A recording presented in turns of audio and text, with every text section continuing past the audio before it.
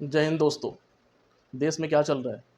BJP एक एक करके अपने विपक्ष पार्टियों का उनका रास्ते से क्लियरेंस कर रही है। एग्जाम्पल में बहुत सारे एग्जाम्पल में आपको लाइन बाय लाइन आपको एग्जाम्पल देता रहूँगा और आप ये जानने की कोशिश करो कि बीजेपी ऐसा क्यों कर रही है। अच्छा, सिंपल सी बात है, मैं आपसे एक बात कहना चाहता हूँ। जब अपना देश आज़ाद हुआ था, जब उस समय नेहरू प्रधानमंत्री थे, मतलब बने, वो चाहते तो इस देश में डिक्टेटरशिप भी ला सकते थे, क्योंकि उस समय इंडिया का लिटरेसी रेट बहुत कम था, 10 से 15% ही था। परंतु आज लिटरेसी रेट इंडिया का देखा जाए तो 60% से ऊपर है। फिर भी एक पार्टी पूरे देश में रूल कर रही है। रूल करना कोई गलत नहीं है, रूल करना चाहिए, हर एक पार्टी का अधिकार है, जीत के आए और सत्ता अपनी कायम करे, बिल्कुल। परंतु लोकल पार्टियों का अस्तित्व खराब कर देना, वहाँ से लोकल मुद्दे खत्म हो जाते हैं। लोकल मुद्दे जब खत्म हो जाएंगे तो दिल्ली में बैठे पार्टी कोई से भी वो लोकल मुद्दों को ध्यान नहीं देगी। वो हमेशा अपने एक पार्टी के बारे में सोचेगी, एक आधार में सोचेगी, क्योंकि ये देश विभिन्नताओं से बना है। अनेक जातियां हैं, अनेक धर्म हैं, अनेक तरह के लोग हैं। यहाँ पे ट्राइबल भी हैं। ऐसे ऐसे हमारे कुछ स्टेट हैं जहाँ पे उनको 6 शेड्यूल में रखकर उनकी आज़ादी, उनकी नेचर, उनका लैंड को सिक्योर किया जाता है। परंतु बीजेपी सेम इसका विपरीत कार्य करते हुए दिख रही है। आपने हाल ही में लद्दाख में सोनम वांगचुक को देखा होगा। सोनम वांगचुक 21 दिन से भूखे हड़ताल पे बैठे हुए हैं और बीजेपी ने उनकी एक नहीं सुनी। फिर उन्होंने बोला कि चाइना हमारे लद्दाख के एरिया में अंदर आ चुका है। वो पैदल यात्रा करना चाहते थे लद्दाख के उन एरियो में जहाँ पे चाइना आ चुका है। फिर होता क्या है, बीजेपी एक 144 का धारा लगाकर वहाँ पे उनको रोकती है, नेट बंद कर देती है। सोनम वांगचुक वहाँ पे वहाँ पे जाने का निर्णय लेते हैं उस एरियो में जहाँ पे चाइना आ चुका है। सरकार उन्हें जाने से वहाँ क्यों रोकती है? खुद उनके ही राज्यसभा सभा सांसद सुब्रमण्यम स्वामी बोलते हैं कि चाइना हमारे लैंड के अंदर आ चुका है। फिर ये बीजेपी क्यों नकारती है? सैटेलाइट फुटेज भी बोलते हैं कि चीन हमारे अंदर आ चुका है। कोई बोलता है 4 किलोमीटर अंदर आ गया है, कोई बोलता है 5 किलोमीटर अंदर आ गया है। इस पर बीजेपी सरकार खुलकर बात क्यों नहीं करती है? ठीक है दोस्तों, जो भी होता है, आते हैं हम अपने मुद्दे पे कि बीजेपी कैसे कैसे करके अपनी विपक्ष पार्टियों को रास्ते से हटाने का कार्य कर रही है। अच्छा, सोचने वाली बात यह है कि जब नेहरू प्रधानमंत्री थे, कभी भी उन्होंने ये नहीं बोला कि हम बीजेपी को हटा देंगे रास्ते में। नहीं बोला, क्योंकि बीजेपी उस समय अस्तित्व में नहीं थी।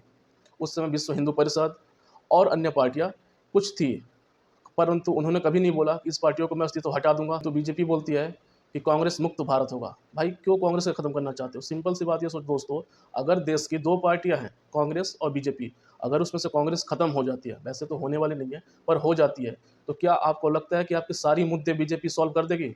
अगर सॉल्व कर देगी तो अनएम्प्लॉयमेंट पे क्यों नहीं बात करती है? टेररिज्म पर क्यों नहीं बात करती है? वुमेन सेफ्टी पे क्यों नहीं बात करती है? 300 किलो आरडीएक्स कहाँ से आ गया? आज तक उसका कभी खुलासा नहीं हुआ, उसका कोई सॉल्यूशन नहीं आया। फिर पता चलता है कि पाकिस्तान से ही इन्होंने इलेक्टोरल बॉन्ड में वहाँ से एक कंपनी से उन्होंने पैसा लिया हुआ है। अचानक ये बीजेपी कर क्या रही है, बोल क्या रही है? देश में जितने भी युवा हैं, जितने भी लोग हैं, उनके हिंदू सेंटिमेंट को कैसे खेलती है, लोग समझ नहीं पा रहे हैं। परंतु उसके कुछ एग्जाम्पल ऐसे हैं कि अपना देश इंडिया गाय का मीट एक्सपोर्ट करने में एक या पहले या दूसरे नंबर पे आता है। उसमें बीजेपी की ही सरकार है। उनसे उन्होंने 500 करोड़ का इलेक्टोरल बॉन्ड लिया हुआ है। फिर ये कैसे मान लें कि ये हिंदुओं की सरकार है या सबकी सरकार है? क्योंकि सबके सेंटिमेंट तो वैसे भी इनके खेलने की आदत है। इसे विपक्ष को खत्म कर रही है। आपको याद होगा, लालू प्रसाद यादव बिहार के सीएम 1990 से लेकर 1997 तक बिहार के सीएम रहे। उसके बाद 2004 से लेकर 2009 तक मेंबर ऑफ पार्लियामेंट यानी रेल मिनिस्टर भी रहे। परंतु होता क्या है, जब बीजेपी 2014 के पावर में आने से पहले जब वो प्रचार प्रसार जाती है करने, तो वो लालू प्रसाद यादव का खुलकर विरोध करती है। वहीं पर नीतीश कुमार यादव का विरोध नहीं करती है, जो कि 2015 से लेकर अब तक बिहार के सीएम हैं। वो सीएम है इसलिए उनका विरोध नहीं करती है, क्योंकि उनको पता है लालू प्रसाद यादव ही हैं जो उनका विरोध करेंगे और उनको बीजेपी को मंसूबा जो है बिहार में फैलने नहीं देंगे। परंतु नीतीश कुमार का विरोध नहीं होता है, क्योंकि नीतीश कुमार खुद इधर के उधर, उधर के इधर, क्योंकि वो एक दल्ले के आदमी है ही नहीं। कभी इस पार्टी में, कभी उस पार्टी में चले जाते हैं। उनको सिर्फ और सिर्फ सीएम गद्दी से प्यारी है। इसलिए क्योंकि आज तक उन्होंने ना बिहार का पलायन रोका, ना उन्होंने वहाँ के अनएम्प्लॉयमेंट को रोका, कुछ भी उन्होंने वैसा कुछ कार्य नहीं किया जिससे बिहार की तरक्की हो। अगर बात माने केंद्र सरकार की, तो वो सबसे ज़्यादा मेंबर ऑफ पार्लियामेंट बीजेपी वहीं से जीती हुई है।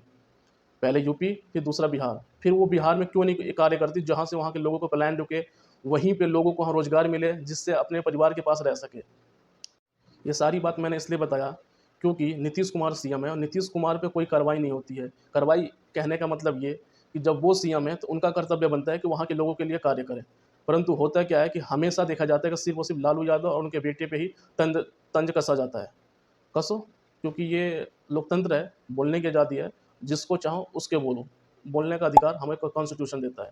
परंतु होता क्या है, 2014 से पहले जैसी सत्ता में आती है बीजेपी, 14 में आती है, उनको सबसे पहले लालू प्रसाद यादव को बीजेपी की इतनी बड़ी पार्टी को बिहार से नष्ट करने की कोशिश करती है, मतलब अपने रास्ते से हटाने की कोशिश करती है। फिर वही होता है, हेमंत सोरेन को हटाती है। मध्य प्रदेश में क्या होता है, हॉर्स राइडिंग होता है, मतलब कुछ विधायकों को लेकर कमलनाथ की सरकार को हटा दिया जाता है। फिर दिल्ली में जो सबसे कम समय में नेशनल पार्टी बन के आई, आम आदमी पार्टी, उनके नेता, एक एक नेता को लाइन बाय लाइन करके जेल में डाल दिया जाता है। जेल में डालने से क्या होता है, उनकी पार्टी को उस अपने रास्ते से हटाने की पूरी कोशिश करते हैं।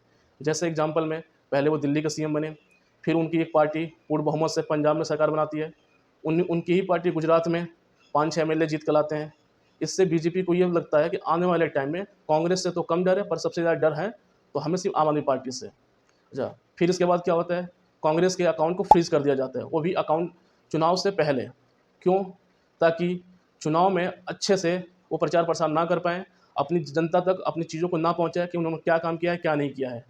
अभी इन्होंने, कांग्रेस ने अपना मैनिफेस्टो लॉन्च किया है। मैनिफेस्टो में जो उन्होंने बोला है, सेम प्रधानमंत्री उसका उल्टा जवाब देते हुए स्पीच दी है, जिसमें कांग्रेस उनकी बातों को सुनते हुए चुनाव आयोग से शिकायत करती है, परंतु चुनाव आयोग यहाँ पे बिल्कुल चुपचाप और शांत बैठ जाता है, जैसे कि मानो बीजेपी के गोद में ही चुनाव आयोग ही बैठा हुआ है। जय हिंद, वंदे मातरम।